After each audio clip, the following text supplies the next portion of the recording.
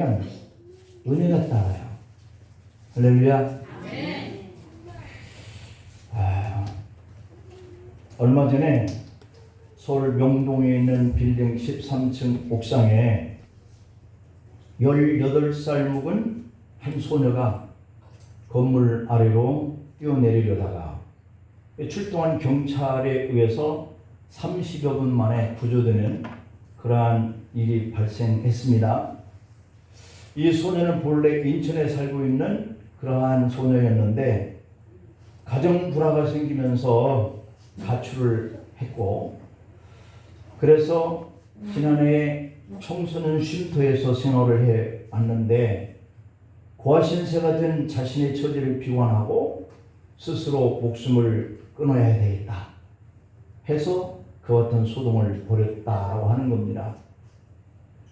사람은 자신의 처지를 비관하고 막다른 길에 들어서면 이렇게 자기도 모르게 낙심을 하게 되고 절망하게 되고 이까지 세상 살면 뭐하나 하고 스스로 자기 목숨을 끊는, 돌이킬 수 없는 자리에 빠질 때가 있단 말이에요.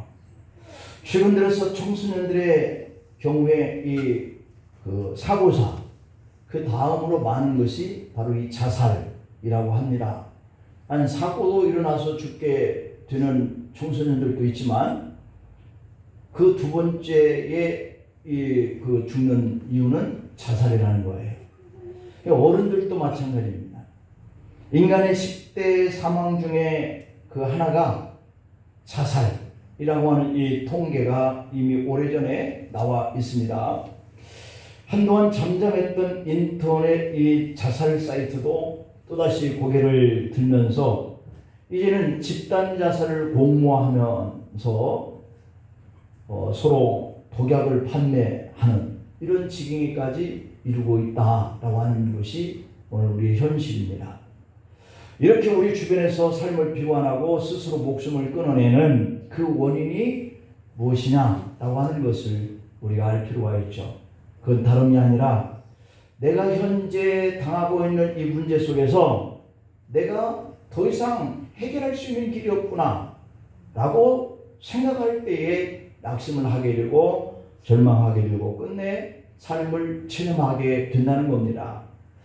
성도는 이 고난과 고통이 닥쳐오면 올수록 우리가 어떻게 하면 이 고난과 어려움을 극복해낼 수 있을까 라고 하는 것 앞에 우리가 직면을 하게 되는데, 아까 이 찬송했던 것처럼 하나님께 나와 부르짖고 그분께 지혜를 구하고 끝까지 참고 인내하고 견뎌내야 할 줄 믿습니다.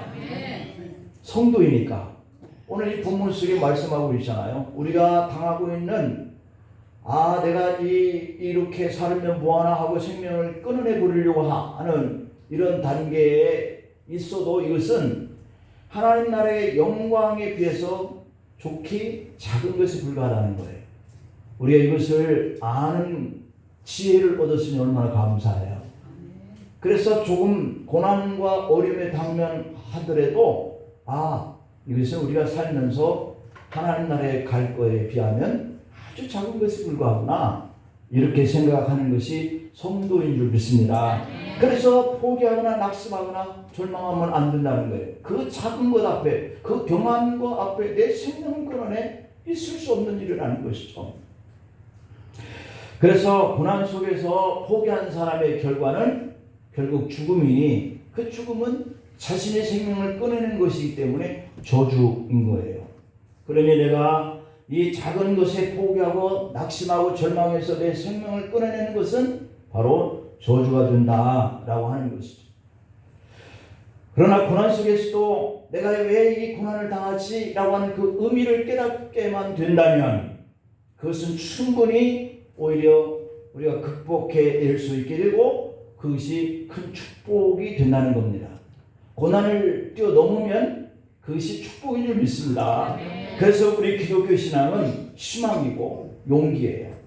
절망하고 낙심할 수밖에 없는 그 상황 속에서도 희망과 믿음을 가져야 살 수 있는 줄 믿습니다.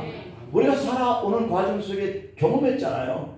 우리 인생이라고 하는 것은 지금 평안해도 내일 고난이 올 수 있다라고 하는 것이 내가 살아온 인생의 경험이구나. 모르는 분 계세요?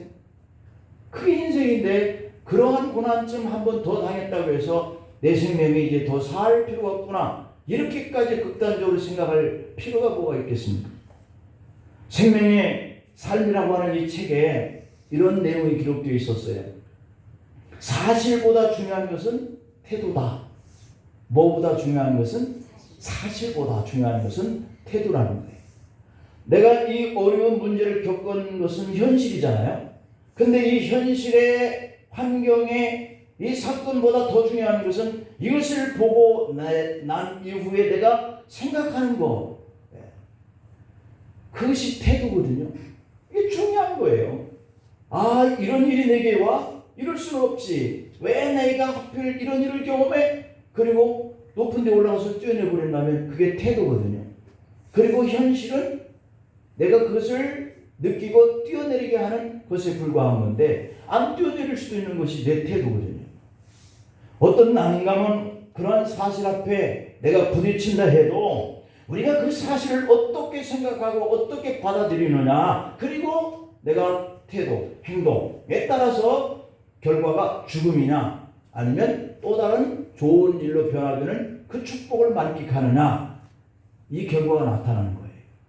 저마다 사람들은 어떤 환난을 겪으면서 살아가고 있는 것을 봅니다.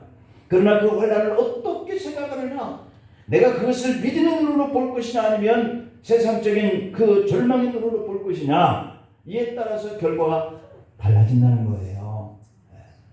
좋은 태도를 가지고 사십시다.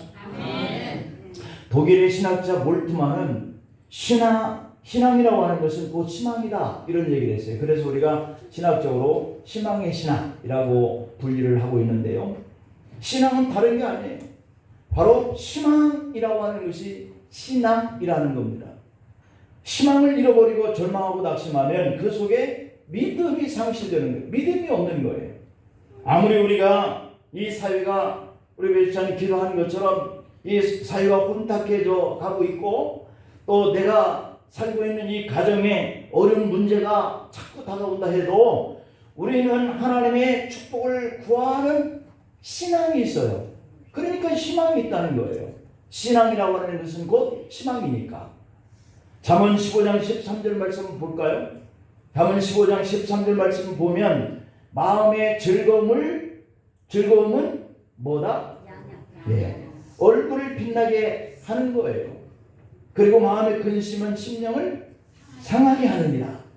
그러니까 어떤 현실을 보고 내가 어떤 태도로 대하느냐, 이게 이 말씀과 똑같은 거거든요. 그러니까 문제의 현실을 보고 마음속에 이거 이렇게 하면 되고 내가 좀 참으면 되겠구나 라고 생각을 하지 않고 근심이 그때부터 된다는 것은 내 마음을 상하게 만드는 요인이라는 거예요. 어떻게 받아들이느냐, 이게 참 중요한 것 같아요.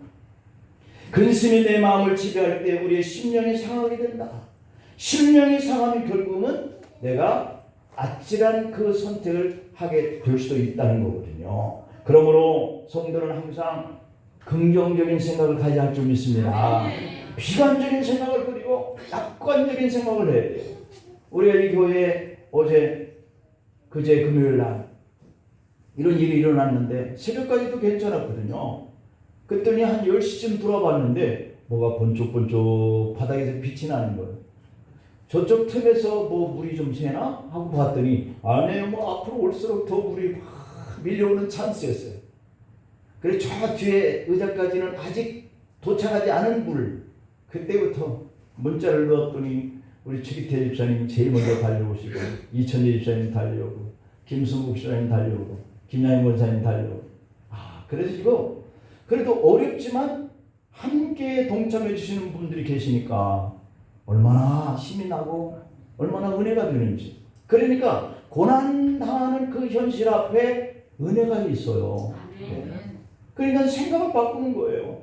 어려움이 있지만 함께 할 수 있는 분들이 계시니 얼마나 감사하고 힘이 나는지. 소망이 돼서 이렇게 다 잡아놓으니까 깔끔. 앞으로 좀 뒤처리할 것이 좀 남아있기는 하지만요. 그런 거예요.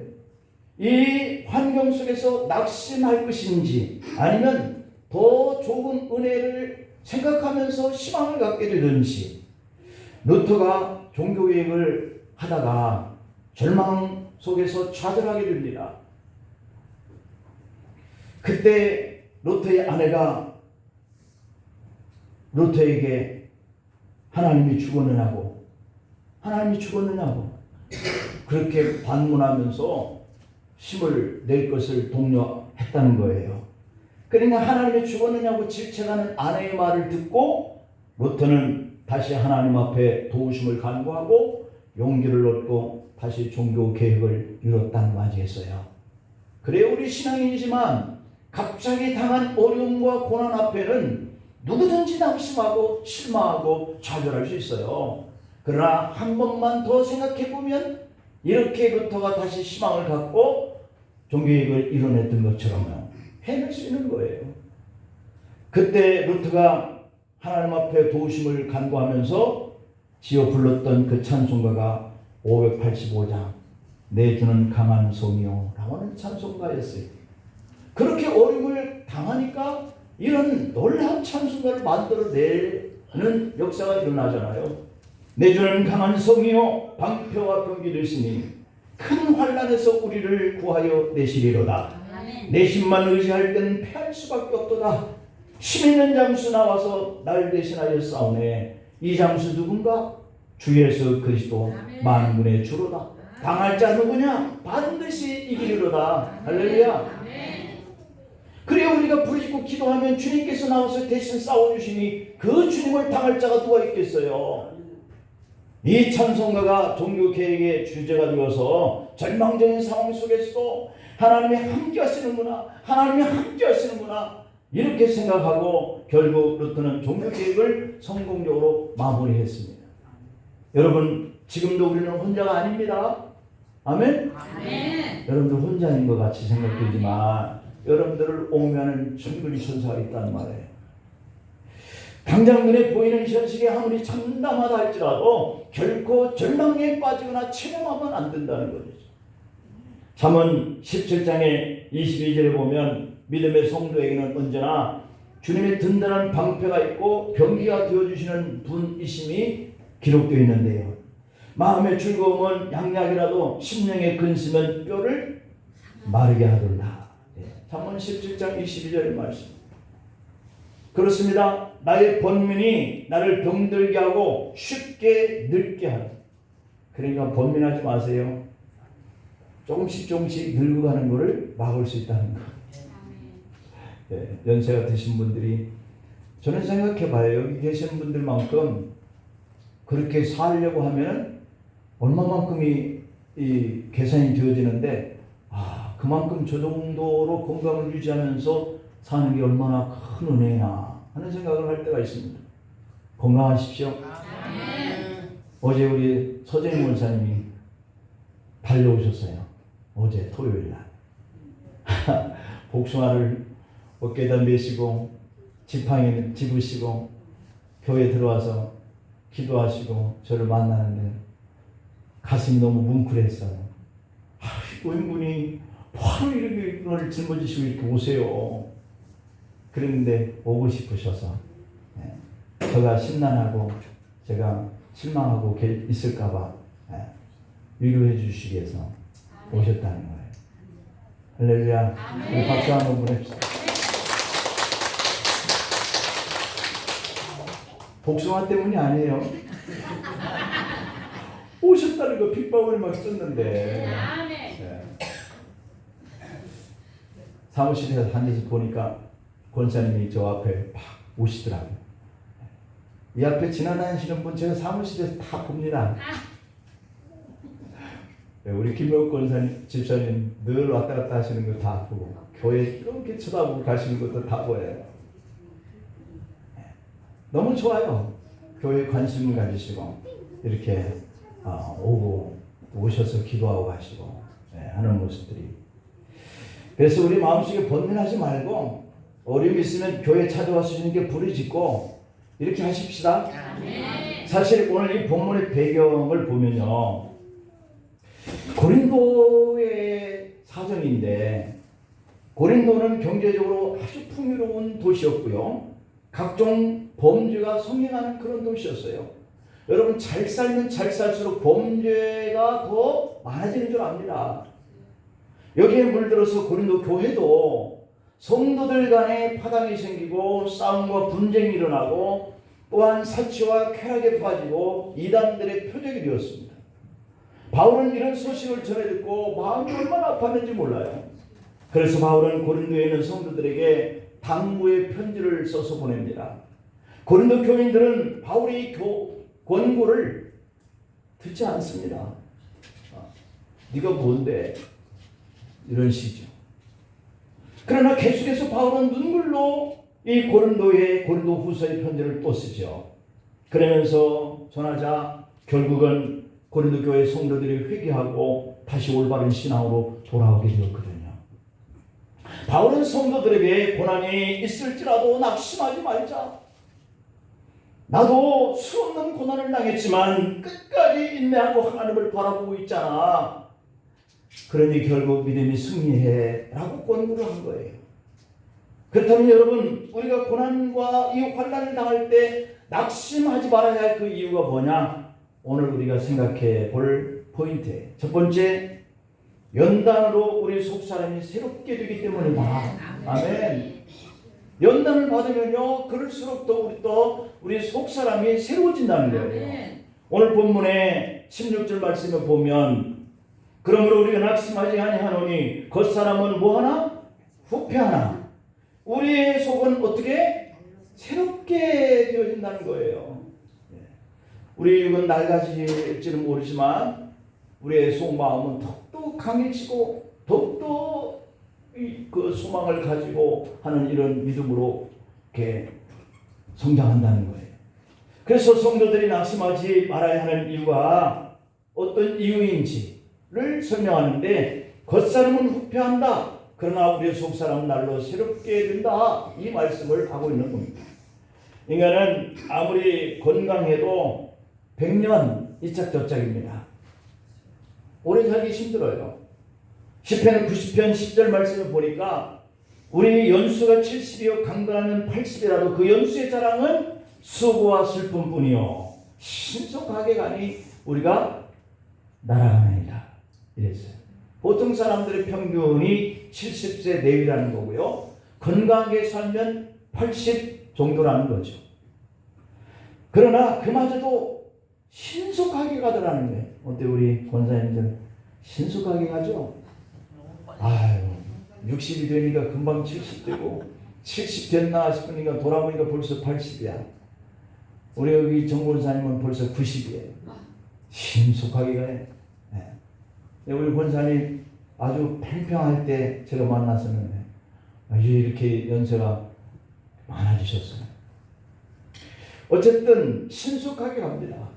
이렇게 육신은 점점 익어가다 떨어지는 낙엽처럼 된다는 거죠. 그래서 우리가 새 옷을 사 입을 때 이 새 옷도 언젠가는 낡아지면 쓰레기통에 버려질 것인데 생각하고 새 옷 안 사시는 분 계십니까? 떨어질 줄 알고 쓰레기통에 집어 던지실 줄 알지만 지금 내가 새로운 옷을 사 입는 거예요. 영구히 장기간 입을 것처럼 생각하고 물건을 사지만 그러나 오래 못 가. 입은 새 옷도 어느새 낡아져요. 우리의 육신도 이와 같다는 거예요. 언제나 청춘으로 입는 건 아니라는 거죠. 그래서 우리 육체는 점점 쇠약해지고 옷처럼 낡아지고 꽃잎처럼 언젠가는 시들 때가 온다는 것이죠. 그러나 우리의 속사람은 날마다 새로워져야 할 줄 믿습니다. 더욱더 하나님의 영광의 나라에 소망이 뜨거워져야 할 줄 믿습니다. 그래서 우리는 고난이 찾아오면 우리의 육체가 고달퍼요. 그렇죠? 솔직히 고난이 오면 우리 육체가 고달퍼집니다. 그래서 낙심하고 그래서 우리가 체념하고 이렇게 되어지는데, 이렇게 하면 할수록 몸과 마음은 같이 쇠약해져 가는 것이죠. 그러나 고난을 믿음으로 극복해내는 사람이면 비록 육체는 고달프더라도 심령 속에서는요 더욱더 강하게 되어진다는 거예요. 아멘. 여러분, 가정에 어려움이 오면요 그럴수록 가정의 식구들이요 긴장이 다시 강하게 되어지고요 똘똘 뭉쳐지게 되거든요. 그러니 고난이 연단이 필요한 것이거든요. 가족의 필요성을 느끼고 함께하는 것에 대한 그 감사함을 그때 또 느끼는 것이 이 연단이고 어려움의 때거든요. 그 고난과 시련이 우리의 속상을 더욱더 겸손하게 만들어요. 아, 나 혼자는 안 되는구나. 함께라고 하는 것. 이게 얼마나 소중한가 하는 것을 우리에게 깨닫게 해요. 그래서 우리 속삭임의 날로 자꾸 강건해져 가거든요. 그래서 이 고난은 하나님을 찾게 만들고요. 그렇게 하다가 마침내 하나님의 능력도 받고요. 더 강력하고 새로운 하나님의 일로 우리가 쓰임을 받게 될 줄 믿습니다. 에스겔서 36장 26절에 보면 또 새 영을 너희 속에 두고 새 마음을 너희에게 주되 너희 육신에서 굳은 마음을 취하고 어떤 마음을 준다? 부드러운 마음을 주고. 네. 손꼽 좀 돌려봐요. 안 적어졌어요. 에스겔서 36장 26절. 하나님께서는 우리에게 새로운 영을 주시고 새로운 마음을 주시고 부드러운 마음을 허락한다는 거죠. 나이를 먹었다고 해도 또는 나이가 먹어간다고 해서 우리가 낙심할 필요는 없습니다. 여러분의 영이 새로워지고 마음이 새로워지고 부드러워지면 그것이 어떤 육체적인 조건보다 우리의 삶을 더욱더 행복하게 만들어주는 줄 믿습니다. 그런 거로 우리는 육체의 욕심을 따라서 살아서는 안 될 줄로 믿습니다. 몇 년 전 일본에서 33세의 여 변호사가 자서전을 써서 일본 출판업계를 놀랍게 한 적이 있었습니다. 이 책의 저자는 오히라 미스요라고 하는 분으로 알려졌는데 이분은 여자분인데요. 그는 학교에서 소위 말하는 왕따를 당한 분이에요. 중학교 3학년 때 친구들부터 집단 따돌림을 당해서 자살을 시도했는데 실패하고 소문이 나자 창피하니까 더 이상 학교를 다니지 못했다라고 하는 겁니다. 그러다가 가출을 해서 불량 소녀가 되었습니다. 그 후에 야쿠자 두목을 만나서 16살 때 결혼을 합니다. 그러나 어린 나이에 야쿠자 부인이 되었기 때문에 그 야쿠자 세계에서도 인정을 받지 못해요. 6년 동안 살다가 22살에 야쿠자 조직에서도 쫓겨납니다. 그 후에 오사카 술집에서 호스티스 생활을 했는데요. 그런데 한 번은 손님 중에 낯익은 사람이 있어서 보니까 자기 아버지 친구였습니다. 아버지 친구는 그 딸을 보고 너무 깜짝 놀라서 말합니다. 너 왜 여기 있느냐? 네가 왜 여기 있냐? 앞으로 내 인생이 잘못되면 그것은 전적으로 네 자신의 책임이야. 정신 차려라. 그렇게 권면을 합니다. 그는 그 권고를 귀담아 듣고 그때부터 정신을 차리기 시작합니다. 처음에는 중학교 중퇴 자격을 가지고 직장을 옮겨 보려고 했는데 중학교 중퇴를 가지고 직장에 들어갈 만한 곳이 없었습니다. 그때부터 오이라 미스요는 이를 악물고 공부를 시작합니다. 그래서 택지 건물 취급 자격증을 땁니다. 그리고 그 자격증을 바탕으로 낮에는 직장에 다니고 밤에는 공부를 해서 검정고시를 합격하고 방통신학대학까지 졸업을 합니다. 그리고 마침내 공부를 시작한 지 6년 만에 28살에 사법고시에 합격하고 당당히 변호사 자격증을 취득했습니다. 그리고 33살이 되었을 때 지나간 자기의 그 어두웠던 과거, 고생했던 일들을 책으로 펴냈는데 바로 자서전이죠. 그는 말하기를 누구도 과거를 지울 수 없다. 그러나 인생은 반드시 새로 시작할 수 있다. 이런 말을 했어요. 참 멋있는 말이에요. 내가 어떻게 살아왔는지 그 과거는 지울 수는 없지만 내가 이제 인생을 새롭게 살아야 되겠다라고 시작할 때 시작은 새롭게 할 수 있다는 거예요. 여러분 그런 거로 우리는 낙심하지 맙시다. 아멘. 우리가 지금부터 다시 시작하면 된다 하는 이런 마음이 우리가 용기를 얻을 수 있어요. 체념하면 안 돼요. 우리의 몸은 자꾸 후패하지만 우리의 속사는 더욱더 날로 새로워지기 때문에 고난은 우리를 넘어뜨리기 위한 수단이다. 우리가 그렇게 생각하면 안 돼요. 고난은 우리를 넘어뜨리는 수단이 아니에요. 도리어 우리를 세우기 위한 하나님의 계획인 그런 방법인 줄 믿고 연단인 줄 믿고 더욱더 강하게 쓰임받기를 축복합니다. 두 번째는 이 환난이 지나면 영광을 얻기 때문인 줄 압니다. 우리 앞에 놓인 이 환난은 오래가는 것이 아니에요. 잠깐 있다가 금세 지나가더라고요.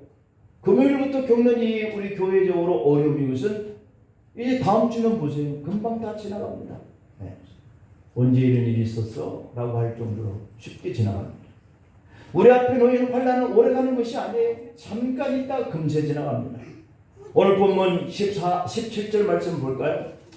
고린도서 4장 17절에 보면 우리는 우리의 잠시 받는 환난에 경한 것이 지극히 크고 영원한 영광에 중한 것을 우리에게 어떻게 한다? 이루게 하려 합니다. 이루려고 그러는 거예요. 그래서 고난이 오는 거예요. 더 큰 영광을 우리가 얻게 하기 위해서 이 어려움을 겪는데 이 어려움은 그렇기 때문에 금방 지나가는 거예요.